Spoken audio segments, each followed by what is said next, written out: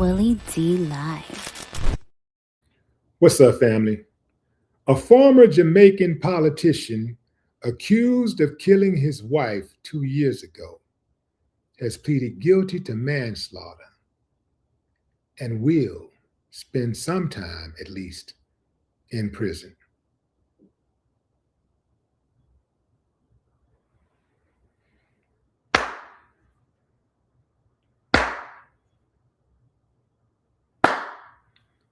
I ain't got no problem with that. Lock him up. Lock him up.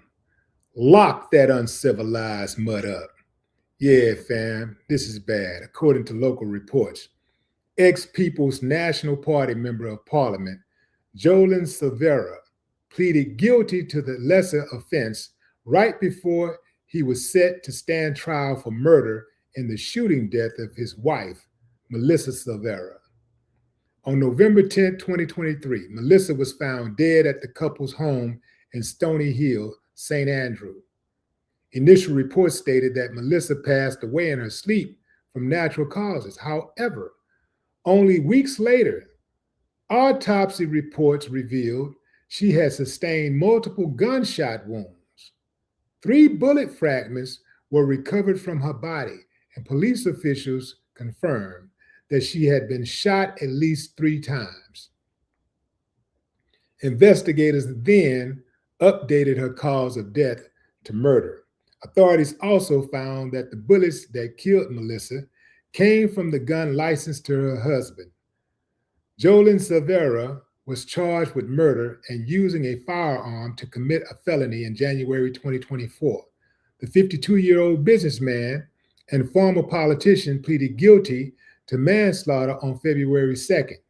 A judge accepted Silvera's plea on Thursday, according to the Jamaican Observer. He's scheduled to be sentenced on March 6th. Family, I want to show y'all something really quick. Check this out. 1, 2, 3 on the front row. From any direction, who do you see? That's Jolyan, bawling, just crying. Here, I got an even better picture with him and his son. Look at this. Look at this. This uncivilized mutt know he killed his wife. He's doing all of that, and inside of his head, he can see images of himself murdering his wife. And he probably is imagining images of himself in prison after being found out. Maybe that's more about what he sees. Because what is on his face is not regret, it's not remorse. It's the familiar look that is often seen from killers who masquerade as grieving loved ones. Yeah, fam, look at that. This is the boy that he's holding, the 1-year-old that the whole argument was about. Allegedly, Melissa blamed Jolyan for the death of their 1-year-old child. I don't know how the child died, but she blamed him. And at least that's what he said. So he took a gun and he shot her 3 times. So let's address the elephant in the room, fam. How in the hell, how do you determine that somebody who is dead died of natural causes in their home, in their bed, and not find that they died from bullet wounds? What kind of bullet wounds was that? Did the blood start leaking later? I don't know, was the body discovered days later when there was no more blood leak? I mean, did he change her clothes?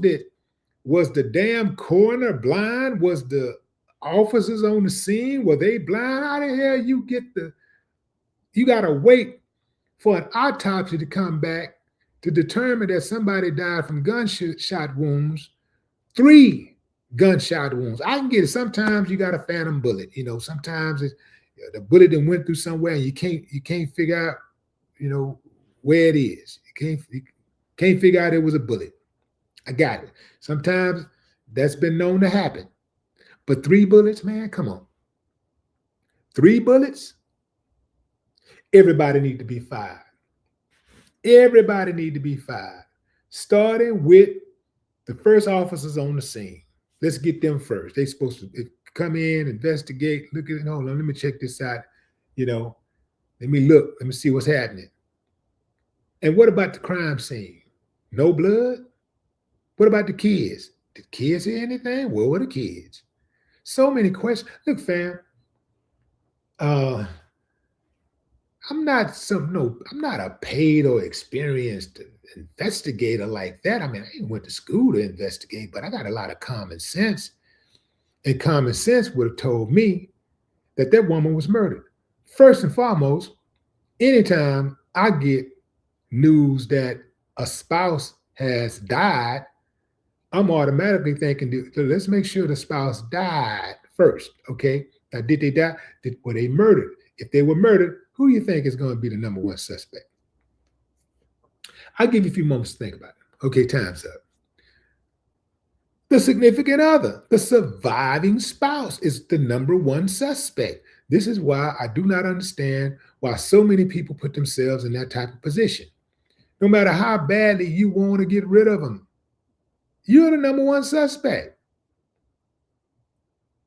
And most of the time, you are going to get caught. Some people are professionals at this, though. They're responsible for multiple spouses being murdered or being discovered dead.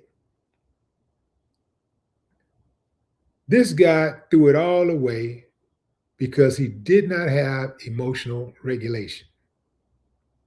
No emotional restraint whatsoever. None whatsoever. Let me see some more of this story here. Well, that's all the parts of the story that was revealed there. I was trying to find some more in this story, but at the end of the day, fam, this is another tragic case of domestic violence. Most people, I do believe, don't even deserve to be in a relationship because most people cannot regulate their emotions. Most people should not be in a relationship, should not be in an intimate relationship because people don't know how to accept rejection. They do not know how to communicate their thoughts without screaming. They do not know how to cope with being told no or their significant other doing something that they disagree with. They do not know how to deal with that without being aggressive, without being violent. So they should not be in a relationship.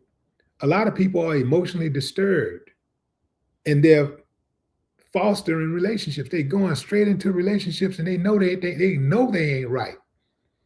If you know you're not right mentally, save yourself. Do not get into a relationship because what you're going to end up doing is you're going to damage that relationship with that person, and then you're going to hurt yourself in the process. Who knows? Go get yourself together, and then maybe you won't blow a relationship with a good person. But trying to go into a relationship, you mentally off, and you trying to get into a relationship, man, that ain't going to work. You're going to hurt yourself like that. That don't work. It says here that Nationwide News understands that the embattled politician, Jolyan Silvera, has alleged that he snapped and shot his wife, Melissa, to death after she blamed him for the death of their 1-year-old son during a heated argument. The explanation forms part of the guilty plea by which the former PNP lawmaker explained the circumstances that resulted in his wife being killed inside their bedroom in Stony Hill St Andrew in November 2023. So she shot 3 times in her own bedroom at her house, and these damn dummies don't have enough sense to know that the woman was murdered and didn't just die of natural causes. This feels like the United States to me. This is the type of stuff they do in the US.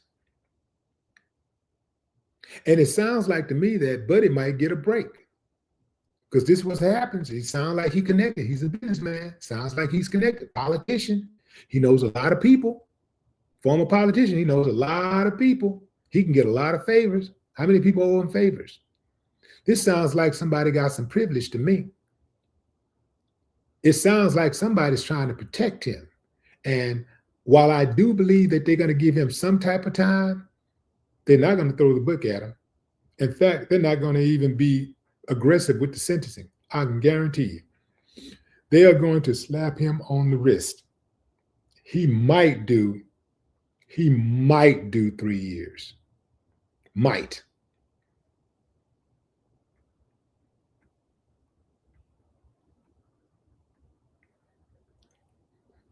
This dude killed his wife because they were arguing over the death of their son. You know, oftentimes when people lose a child, it's a lot of blame on both sides.